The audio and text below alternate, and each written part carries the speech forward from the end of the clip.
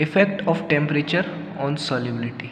ठीक है दोस्तों, इस वीडियो में हम देखेंगे कि टेम्परेचर हमारा सॉल्युबिलिटी को किस तरीके से अफेक्ट करता है। ठीक है, तो पहले हम देखते हैं गैसेस में, फॉर गैसेस। ठीक है, गैसेस के केस में जो टेम्परेचर होता है वो इन्वर्सली प्रोपोर्शनल होता है सॉल्युबिलिटी के, कि मतलब आप टेम्परेचर इंक्रीज़ करोगे तो सॉल्युबिलिटी गैसेस की कम हो जाएगी। ठीक है, अब ऐसा होता क्यों है? ऐसा होता है इसलिए क्योंकि जब भी हमारा टेम्परेचर इंक्रीज होता है, as temperature increases kinetic energy of gaseous solute also increases and molecule escape solvent attraction.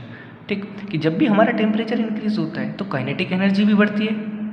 ठीक है, काइनेटिक एनर्जी बढ़ेगी तो जो गैस के पार्टिकल होंगे वो बहुत दूर निकल जाएंगे। ठीक है, दूर दूर हो जाएंगे और वो सॉल्वेंट की अट्रैक्शन से भी बहुत दूर हो जाएंगे। इसलिए टेम्परेचर अगर आप इंक्रीज़ करोगे तो सॉल्युबिलिटी डिक्रीज़ होती है। इसके बाद आता है फोर्थ सॉलिड्स।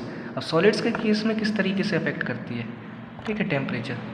तो देखो सॉलिड्स के केस में बेस्ड ऑन डिसोल्यूशन होता है, कि डिसोल्यूशन आपका कैसा हो रहा है उस पर डिपेंड करता है। ठीक है, अगर डिसोल्यूशन आपका एंडोथर्मिक है, हीट लेने वाला है, ठीक है, कि डिसोल्यूशन को हीट चाहिए तो आपकी सॉल्युबिलिटी इंक्रीज होगी विद इंक्रीज ऑफ टेम्परेचर, क्योंकि भाई डिसोल्यूशन तो हीट लेने वाला ही है, तो आप टेम्परेचर बढ़ाओ सॉल्युबिलिटी इंक्रीज होगी। ऐसा होता है फॉर एग्जांपल NaCl के केस में, नमक के केस में।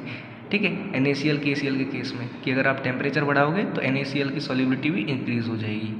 ठीक, अगला, अगर डिसोल्यूशन हमारा एक्सोथर्मिक है, मतलब खुद ही हीट देने वाला है, जब डिसोल्यूशन के टाइम पे खुद ही हीट निकल रही है, ठीक है, तो आप वहाँ पे टेम्परेचर दोगे तो उल्टा सॉल्युबिलिटी को कम कर दोगे।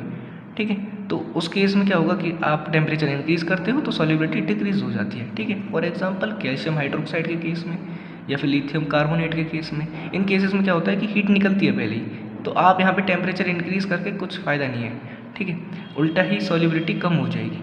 ठीक, तीसरा केस, अगर डिसोल्यूशन नॉर्मल है, ना तो हीट दे रहा ना हीट ले रहा, तो क्या होगा?